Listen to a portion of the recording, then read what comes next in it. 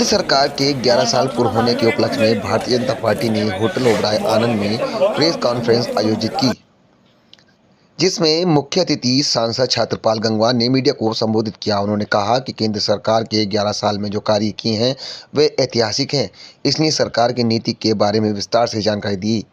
उन्होंने कहा, देश के इतिहास में मोदी सरकार का यह कार्यकाल स्वर्णिम अक्षरों में लिखा जाएगा। ये कार्यकाल विकसित भारत और आत्मनिर्भर भारत के संकल्प की सिद्धि का स्वर्णिम काल बन रहा है। बीते 11 वर्षों की ये यात्रा मोदी जी ने अकेले नहीं बल्कि खुद को तपाकर 140 करोड़ देशवासियों के पराक्रम, त्याग और सपनों को प्रवास देते हुए की है। मोदी जी की सरकार का कालखंड भारत के भविष्य के लिए एक मजबूत नींव रखने का कार्यकाल है। जहां तकनीक वहां तरक्की है, जहां भाजपा सरकार है वहां गरीब का कल्याण है। शासन अब सेवा है, सरकार अब सहभागी है, सुशासन अब संस्कृति है। बरेली से सैयद आसिफ की रिपोर्ट। फिर से बोलिए, क्या बोला आपने? 11 साल पूरे हो गए हैं जो आप उसके बारे में बता दें संक्षेप में। अभी मोदी सरकार के 11 वर्ष अभी 9 तारीख को पूरे हुए हैं। आज 11 है, तो उसके विषय में मैंने कुछ विचार आपके बीच में रखे थे। अब इसमें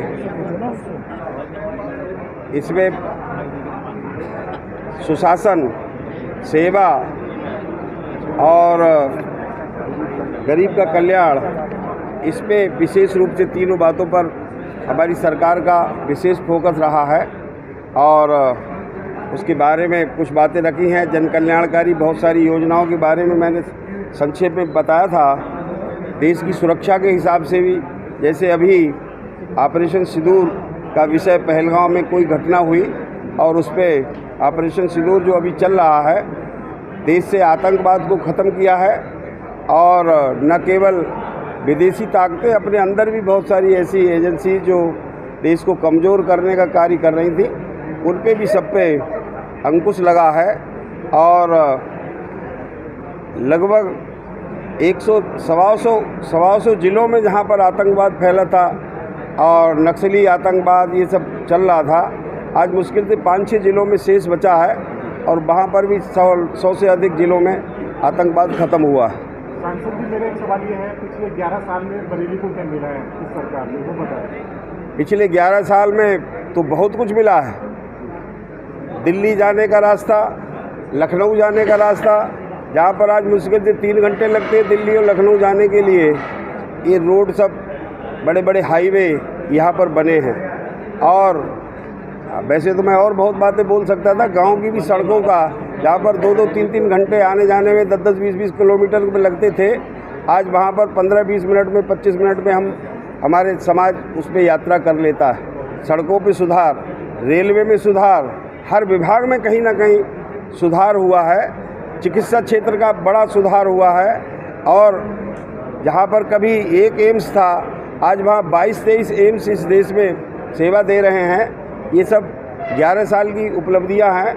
वरना तो ये अभी जैसे मैं बोल रहा था कि ये घोटालों का देश समझने लगी थी दुनिया, ये घोटालों का देश है और यहाँ पर कोई काम करने के लिए तैयार नहीं था। आज उसमें सब में बदलाव हुआ है, सोच बदली है, समाज की सोच बदली। कांग्रेस लगातार निशाना साध रही है, 11 साल में देश बर्बाद हुआ है, देश आबाद नहीं हुआ, कांग्रेस का कहना। अब उन्हें विपक्ष के लिए कुछ कहने को बचा नहीं है, इसलिए वो अब इसी प्रकार की बातें करते हैं। आज स्टार्टअप योजना के अंतर्गत आज यहाँ पर कम से कम सैकड़ों छोटे बड़े कारखाने यहाँ पर शुरू हो गए बरेली में ही।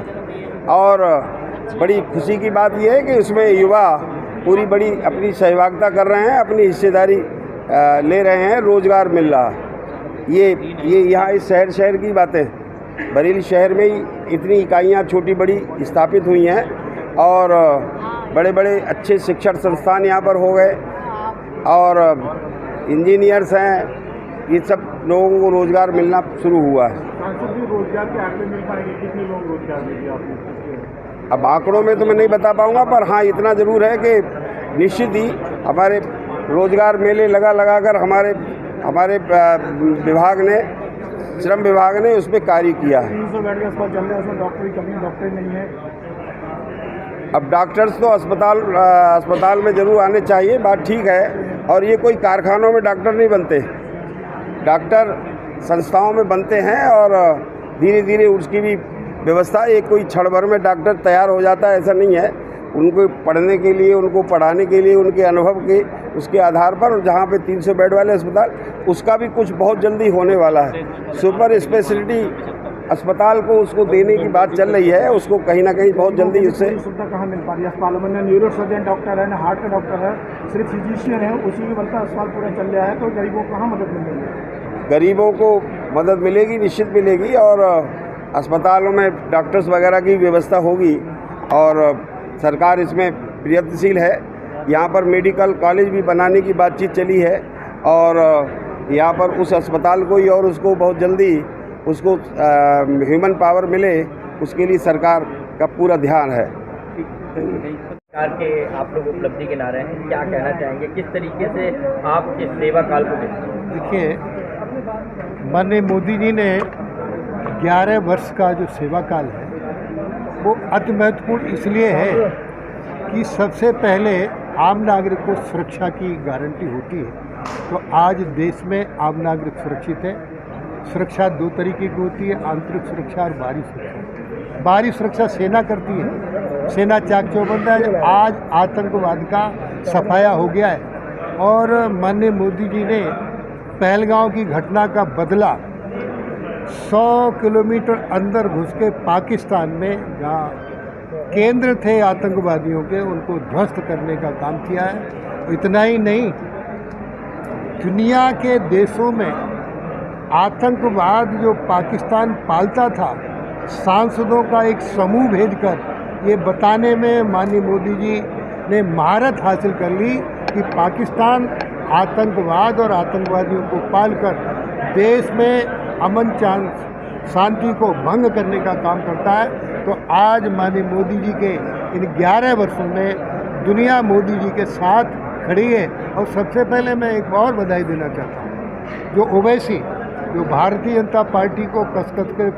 पानी पी पी के गाली देते थे देश में, आज उन्हीं ओवैसी ने पाकिस्तान की कच्चा चिट्ठा खोलकर पाकिस्तान को पलट कर मारा है कि पाकिस्तान आतंकवाद और आतंकवादी देश है।